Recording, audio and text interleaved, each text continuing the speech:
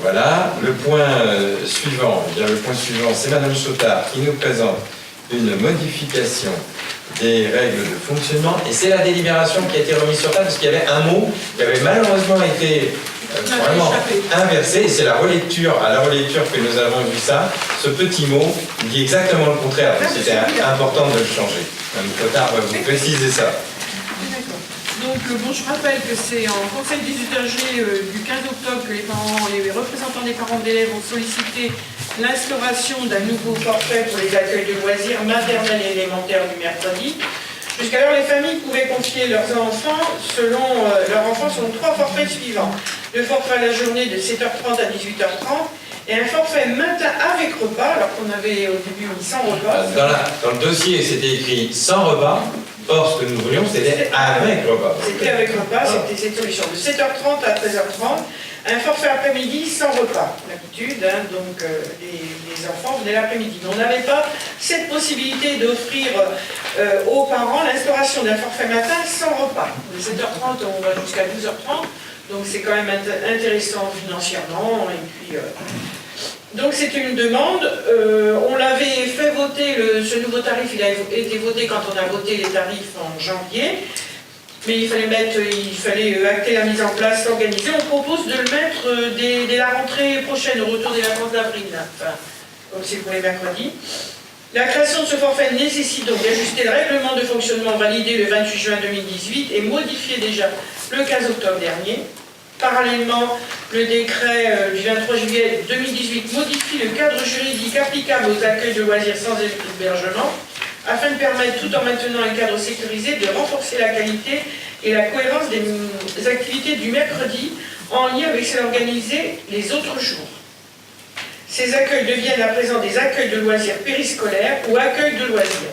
Il convient donc de modifier le règlement de fonctionnement de la maison des jeunes validé en conseil municipal pour pouvoir acter de ces accueils de loisirs. Donc il est proposé au conseil municipal, vu l'avis de la commission Affaires Générales du 27 mars 2019, il est proposé d'approuver les règlements de fonctionnement des accueils de loisirs maternels et élémentaires de la maison des jeunes joints à l'annexe pour une application des nouvelles modalités à partir du 25 avril. Et le premier mercredi au retour.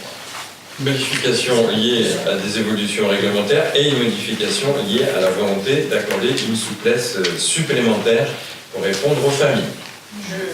Je suis toujours très contente de travailler avec les parents d'élèves. Le conseil des usagers, c'est un outil, je trouve, extrêmement intéressant pour les parents mais pour aussi au niveau des services et de l'élu, pouvoir être à l'écoute, être réactive, enfin c'est vraiment, il y a une bonne participation, donc je remercie les parents qui participent parce que ce sont en général des rencontres qui sont à tout moment parce qu'on y travaille sérieusement et bon, il faut pouvoir se rendre disponible, ce qui n'est pas toujours évident pour les parents.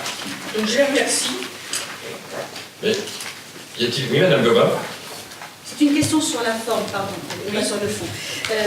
Cette question a été vue en commission Affaires Générales, donc le 27 mars, mais elle n'a pas été présentée à la commission ad hoc qui s'occupe de la jeunesse, et dont Nicole a la charge. Qui plus est, donc déjà les commissions Affaires Générales regroupent les deux thématiques, Affaires Générales et Finances, donc deux élus exécutifs, le maire et l'adjoint aux Finances. Bon, certes, nous avions le plaisir quand tu nous présentes le dossier, Nicole, mais pour autant, comment se fait-il que la commission ait été dessaisie de ce dossier? Elle n'a pas été dessaisie, mais simplement, bon, on en avait déjà parlé puisqu'on avait approuvé le tarif, donc de fait c'était acquis dans notre esprit, mais c'était plus la date qui changeait. Et dans mon esprit, honnêtement, moi je pensais que ça allait être pour les vacances de la rentrée, après les vacances et pour les rentrées en septembre. Je me disais, on mettra ça en œuvre, et j'ai été moi-même surprise que les services me disent, Madame Chautard, nous sommes prêts, on peut le faire, donc dans ce cas-là, c'est arrivé un peu brutalement. Mais dans mon esprit, voilà, c'était déjà fait, puisque les tarifs étaient votés, on en avait déjà parlé, donc ça a bousculé les choses. On a acté le fait qu'on pouvait le passer ce soir au conseil municipal après la commission jeunesse. Ouais.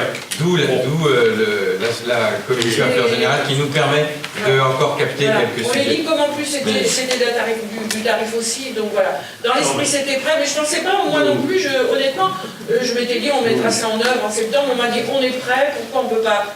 Ouais. Nous entendons votre demande et nous comprenons, il n'y a pas de problème. C'est juste que nous défendons, c'est juste respect pour les membres de la commission. En plus, sachant que bon, bon, votre équipe est bien représentée dans... On essaye, on général, que M. Elino est là et qu'il a... Vous êtes en général là et qu'il a la casquette aussi de représentant. Donc quand on me l'a proposé, bon, je dis, bon, voilà.